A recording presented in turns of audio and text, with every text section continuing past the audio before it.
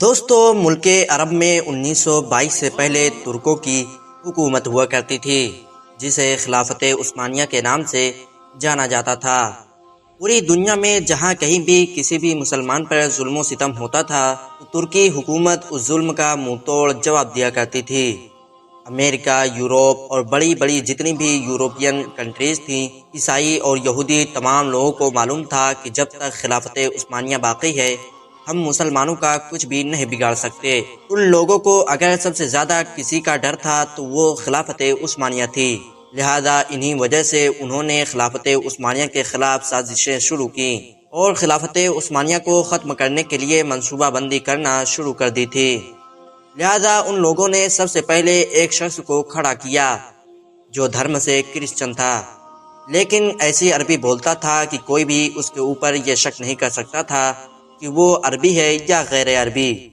اس شخص نے اپنا کام شروع کیا اور اس دور کے عربی مسلمانوں کو یہ کہہ کر خلافت عثمانیہ کے خلاف گمراہ کرنے کی ناکام کوشش کی کہ بھائی ہم تو عربی ہیں اور یہ حکومت کرنے والے ترک لوگ عجمی ہیں، یعنی غیر عربی ہیں، تو ہم عربی لوگ ان غیر عربی لوگوں کی حکومت اپنے اوپر کیسے برداشت کیے ہوئے ہیں۔ لیکن اس وقت کے سنی مسلمانوں نے اس شخص کی ایک بھی نہیں سنی۔ یہ شخص لانس آف عربین کے نام سے مشہور ہوا۔ اس آدمی کی ناکامی کے بعد امریکہ نے ایک اور شخص کو کھڑا کیا جس کا نام ہمفرے تھا۔ ہمفرے کے بارے میں آپ ویکیپیڈیا پر جا کر چیک کر سکتے ہیں۔ ہمفرے کی ملاقات عرب کے ایک شخص ابن عبد الوہاب نجدی سے ہوتی ہے اور ایک قبیلے کے سردار ابن سعود سے ہوئی۔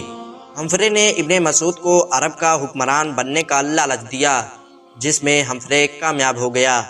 اس کے بعد ابن سعود نے اپنی فوج کے ساتھ عرب شریف میں ترکوں کے خلاف بغاوت کر دی، لہذا مکہ، مدینہ، طائف جیسے عظیم شہروں میں خون ریزی شروع ہو گئی اور ابن سعود کی فوج کے ہاتھوں سے لاکھوں بے گناہ مسلمانوں کی شہادت ہوئی۔ لہذا ان حالاتوں کو دیکھنے کے بعد خلافت عثمانیہ کی طرف سے یہ اعلان کیا گیا کہ ہم مکہ، مدینہ اور طائف جیسے عظیم شہروں میں خون ریزی نہیں کرنا چاہتے، کسی بھی مسلمان کا خون نہیں بہانا چاہتے، لہذا ہم عرب سے خلافت عثمانیہ کو ختم کر کے اپنے ملک ترک کو واپس جانا چاہتے ہیں۔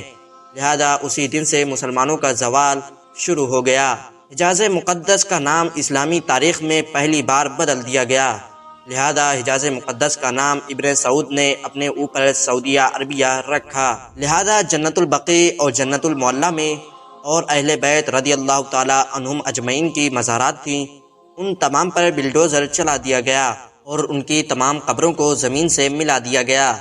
اور آپ کو بتا دیں کہ حرم شریف میں جتنے بھی بڑے دروازے یا بڑی عمارتیں تھیں جن کے نام صحابہ یا اہل بیت کے نام پر تھے، ان تمام کے ناموں کو بدل کر آل سعود یا جو ابن سعود تھا اس کی اولادوں کے نام پر رکھ دیا گیا۔ لہذا یہودیوں اور عیسائیوں کو بھی عرب شریف میں آنے کی اجازت مل گئی۔ جس دن ابن سعود وہاں کا حکمران بنا، وہاں پر ایک بہت بڑا جشن کا انعقاد کیا گیا جس میں امریکہ، برطانیہ اور بڑے بڑے غیر مسلم جو دیش ہیں ان تمام کے حکمران شامل ہوئے۔ جس عرب کے نام سے کسی دور میں یہودی اور عیسائیوں کی بڑی بڑی سلطنتیں گھبراتی تھیں، آج انہی تمام لوگوں کی کٹ پتلی سعودیہ عربیہ بنا ہوا ہے۔